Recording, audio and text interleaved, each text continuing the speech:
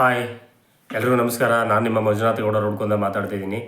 ಇವತ್ತಿನ ವಿಷಯ ನಾನು ಏನು ಮಾತಾಡ್ತಿದ್ದೀನಿ ಅಂದಪ್ಪ ಅಂದರೆ, ಭಾಳಷ್ಟು ಜನ ಫಂಕ್ಷನ್ನಿಗೆ ಈಗ ಮುಖ್ಯ ಅತಿಥಿಗಳಾಗಿ ಹೋಗಿರ್ತಾರೆ, ಗೆಸ್ಟ್ಗಳಾಗಿ ಹೋಗಿರ್ತಾರೆ. ಸೊ VIP ಗಳಾಗಿ ಹೋಗಿರ್ತಾರೆ.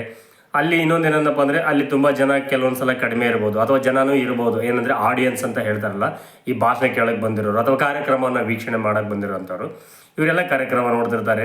ಸೊ ಅವರ ಆ ಮುಖ್ಯ ಅತಿಥಿಗಳ ಒಂದು ಭಾಷಣ ಇರುತ್ತೆ. ಭಾಷಣ ಆದಮೇಲೆ ಇನ್ನು ಏನೇ ಕಲ್ಚರಲ್ ಆ್ಯಕ್ಟಿವಿಟೀಸ್ ಇರ್ಬೋದು, ಇನ್ನಿತರ ಏನಾದರೂ ಇರ್ಬೋದು ಅಥವಾ ಇರದೇ ಇರ್ಬೋದು.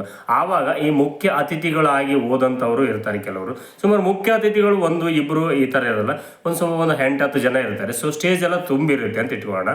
ಈ ಸ್ಟೇಜ್ ತುಂಬಿದಾಗ ಅಲ್ಲಿ ನಿರೂಪಕರು ಏನು ಮಾಡ್ತಾರೆ, ಭಾಷಣವನ್ನು ಮಾಡಬೇಕು, ಸಭೆಯನ್ನು ಉದ್ದೇಶಿಸಿ ಅಂತ ಹೇಳಿದಾಗ ಮಾತಾಡ್ಲಿಕ್ಕೆ ನಿಂತಿರ್ತಾರೆ. ಆ ಮಾತಾಡೋಕೆ ನಿಂತ ಸಂದರ್ಭದಲ್ಲಿ ಏನಾಗುತ್ತೆ ಅಂತಂದರೆ, ಆಡಿಯನ್ಸ್ ಅಂದರೆ ಏನು ಮುಂದೆ ಕೂತ್ಕೊಂಡಿರ್ತಾರಲ್ಲ, ಅವರು ಆ ವಿಷಯನ ಕೇಳ್ತಾ ಇದ್ದಾರಾ ಅಥವಾ ಇಲ್ಲ, ಅವ್ರಿಗೆ ಆಸಕ್ತಿ ಇದೆಯಾ ಇಲ್ಲ ಅಂತಂದು ಒಂದು ಪ್ರಶ್ನೆದು ಗಮನಿಸಬೇಕು. ಆಮೇಲೆ ಫಸ್ಟ್ನೇ VIP ಅವ್ರು ಮಾತಾಡ್ತಾರೆ, 2ನೇ VIP ಮಾತಾಡ್ತಾರೆ, 3ನೇ VIP ಆದಂಥವ್ರು ಮಾತಾಡ್ತಿರ್ತಾರೆ ವೇದಿಕೆ ಮೇಲೆ. ಅಷ್ಟೊತ್ತಿಗೆ ಅಲ್ಲಿ ಕೂತಿರ್ತಕ್ಕಂಥ ಆಡಿಯನ್ಸ್ಗಳಿಗೆಲ್ಲ ಏನಾಗಿರುತ್ತೆ ಅಂದರೆ, ತುಂಬ ನಿರಾಸಕ್ತಿ ಬಂದುಬಿಟ್ಟಿರುತ್ತೆ. ಯಾವಾಗಪ್ಪ ಫಂಕ್ಷನ್ ಮುಗಿದೋಗಿತ್ತು, ಯಾವಾಗ ಹೋಗಿದ್ದೇವೆ ಅಂತ ಅನ್ಕೊತಿರ್ತಾರೆ. ಆದರೂ ಇದನ್ನು ಗಮನಿಸಿದೆ ಕೆಲವು VIP ಗಳು ಅಥವಾ ಮುಖ್ಯಸ್ಥರಾಗಿ ಬಂದಿರತಕ್ಕಂಥವ್ರು, ಗೆಸ್ಟಾಗಿ ಬಂದವರು ಏನು ಮಾಡ್ತಾರೆ ಅಂದರೆ, ಸುಮ್ಮನೆ ಭಾಷಣ ಮಾಡ್ತಾನೆ ಇರೋದೆ. ಅದು ಏನಪ್ಪ ಅವ್ರು ಕೇಳ್ತಾರೋ ಬಿಡ್ತಾರೋ, ನನ್ನನ್ನು ಕರೆದಿದ್ದಾರೆ, ನನ್ನನ್ನು ವೇದಿಕೆ ಕುಂದಿರಿಸಿದ್ದಾರೆ, ನಾನು ಮಾತಾಡಬೇಕು. ಅವ್ರು ಏನು ಆಡಿಯನ್ಸ್ ಕೂತ್ಕೊಂಡು ಕೆರ್ಕೊಳ್ಳೋದು ಮಾಡೋದು, ಹಂಗೆ ಮಾಡೋದು, ಹಿಂಗೆ ಮಾಡೋದು, ಸಾಕಾಗಿ ಬೇಸರ, ಮುಖದಲ್ಲಿ ಬೇಸರ ತೋರಿಸ್ಕೊಳ್ಳೋದು, ಏನು ಮಾಡಿದ್ರು ಇವ್ರು ಮೈಕೆ ಬಿಡೋಲ್ಲ. ಈ ರೀತಿ ಮಾಡಿದ್ನಪ್ಪ ಅಂದರೆ ನಿಮ್ಮನ್ನು ಯಾರು ಇನ್ನೊಂದ್ಸಲ ಗೆಸ್ಟಾಗಿ ಕರೀತಾರೆ?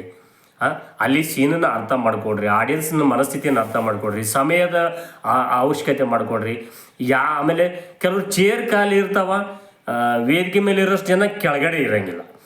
ಆದ್ರೂ ಇವ್ರು ಏನು ಮಾಡ್ತಾರೆ, ಕೆಲವರು ಭಾಷಣ ಹೊಡೆದಿದ್ದು ಹಂಗೆ ಹಿಂಗೆ ಅಲ್ರಿ. ಈಗ ಭಾಷಣ ಕೇಳೋಕ್ಕೆ ಯಾರು ಅಷ್ಟೊಂದು ಇಂಪಾರ್ಟೆಂಟ್ ಕೊಡ್ತಿದ್ದಾರೆ, ಇದನ್ನು ನೀವು ಗಮನಿಸ್ಕೋಬೇಕು ಫಸ್ಟು. ಯಾಕಂದರೆ ಅವರು ಇಲ್ಲಾಂದರೆ ಖಾಲಿ ಕುರ್ಚಿಗೆ ಹೇಳ್ತೀರ ನೀವು ಭಾಷಣನ. ಇದನ್ನು ಯಾಕೆ ಹೇಳ್ಬೇಕಾಯ್ತಂದರೆ, ಈ ಮೊನ್ನೆ ಓದಂತಕ್ಕ ಒಂದು ಸಂದರ್ಭದಲ್ಲಿ ಕೆಲವು ಹಿಂಗೆ ಆಯಿತು. ಸುಮ್ಮನೆ ಕೆಲವರು ಪ್ರೊಫೆಸರ್ಗಳು, ಲೆಕ್ಚರ್ಗಳು, ಅವರು ಇವರು ಮಠಾಧೀಶರು, ಯಾರು VIP ಗಳು ಏನಾಗಿ ಹೋಗಿರ್ತಾರಲ್ಲ, ಅಲ್ಲಿರ್ತಕ್ಕಂಥ ಜನರನ್ನ ನೋಡಿ, ಅಲ್ಲಿರ್ತಕ್ಕಂಥ ಆಡಿಯನ್ಸ್ ಮನಸ್ಥಿತಿಯನ್ನು ನೋಡಿಕೊಂಡು ಎಚ್ಚರಿಕೆಯನ್ನು ತಗೊಂಡು 5 ನಿಮಿಷದಲ್ಲಿ ಮುಗಿಸ್ಬೇಕಾ ಅಥವಾ ಅರ್ಧ ಗಂಟೆಯಲ್ಲಿ ಮುಗಿಸ್ಬೇಕಾ, ಇದನ್ನು ಎಷ್ಟೊಂದು ಅವ್ರು ಕೇಳೋಕ್ಕೆ ಆಸಕ್ತಿ ಇದೆ ಅಂತಂದು ಗಮನ ಇಟ್ಟು ಅದನ್ನು ವಿಚಾರ ಮಾಡಿಬಿಟ್ಟು ನೀವು ಭಾಷಣ ಶುರು ಮಾಡಿ ಮುಗಿಸಿ ಅಂತ ಹೇಳ್ತೀನಿ. ಮತ್ತು ಇನ್ನೊಂದು ಪ್ರಶ್ನೆ ಏನಂದಪ್ಪ ಅಂದರೆ, ಕೆಲವೊಂದು ಭಾಷಣ ಮಾಡಬೇಕಾದ ಸಂದರ್ಭದಲ್ಲಿ ಕೆಲವರು ಏನು ಮಾಡ್ತಾರಂದಪ್ಪ ಅಂದರೆ, ವಿಷಯಗಳನ್ನು ಹೇಳ್ತಾ ವಲ್ಗರ್ ವರ್ಡ್ ಪದಗಳನ್ನು ಬಳಸ್ತಾ ಇರ್ತಾರೆ. ಅಂದರೆ ಕೆಟ್ಟ ಭಾಷೆನ ಬಳಸೋದು, ಅಲ್ಲೆಲ್ಲ ಆಡಿಯನ್ಸ್ ಕೂತಿರ್ತಾರೆ ಅನ್ನೋದು ಒಂದು ಪ್ರಜ್ಞೆನೂ ಇರೋಂಗಿಲ್ಲ. ಸುಮ್ಮನೆ ಹೊಡೆದಿದ್ದು ಏನಂದರೆ, ಈ ಸೊಂಟದ ಕೆಳಗಡೆ ಭಾಷೆ ಅಂತಾರಲ್ಲ, ಆ ರೀತಿ ಭಾಷೆನ ಬಳಸೋದು ಇಲ್ಲಿರ್ತಕ್ಕಂಥ ಪ್ರೇಕ್ಷಕರಿಗೆ ಮತ್ತು ಎಸ್ಪೆಷಲಿಯಾಗಿ ಹೆಣ್ಣು ಮಕ್ಕಳು ಆಡಿಯನ್ಸ್ ಏನಾದರೂ ಇದ್ದರೆ ಅಂತಲ್ಲಿ ಮುಜುಗರ ತರುವಂತೆ ಇವ್ರು ಮಾತಾಡೋದು, ಇದು ತಪ್ಪು.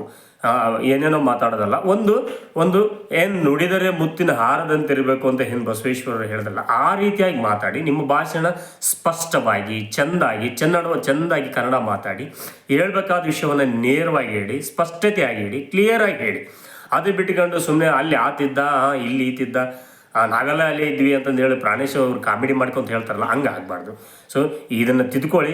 ನಿಮ್ಮ ಭಾಷಣ ಅಚ್ಚುಕಟ್ಟಾಗಿರಲಿ, ವಿಚಾರಗಳು ಸ್ಪಷ್ಟತೆ ಇರಲಿ, ಸಮಯದ ನಿಗದಿ ಇರಲಿ, ಆಡಿಯನ್ಸ್ಗಳು ಎಷ್ಟು ಕೇಳ್ತಾರೆ ಅನ್ನೋದನ್ನು ಮುಖ್ಯ ಇರಲಿ. ಸುಮ್ಮನೆ ಹೇಳಿ ಬೋರಿಂಗ್ ಆಗಕ್ಕೆ ಹೋಗ್ಬೇಡ್ರಿ. ಪ್ರೇಕ್ಷಕರು ಎದ್ದೋಗೋವರೆಗೂ ನೀವು ಸುಮ್ಮನೆ ಮೈಕಿಗೆ ಕೊಡ್ತಾ ಇದ್ರೆ ಅದು ವ್ಯಾಲ್ಯೂ ಇರೋದಿಲ್ಲ ಅಂತ ಹೇಳ್ತಾ, ನೀವು ಸುಧಾರಿಸ್ಕೊಳ್ಳಿ ಅಂತ ಹೇಳ್ತಾ ನನ್ನ 2 ಮಾತುಗಳನ್ನು ಮುಗಿಸ್ತಾ ಇದ್ದೀನಿ.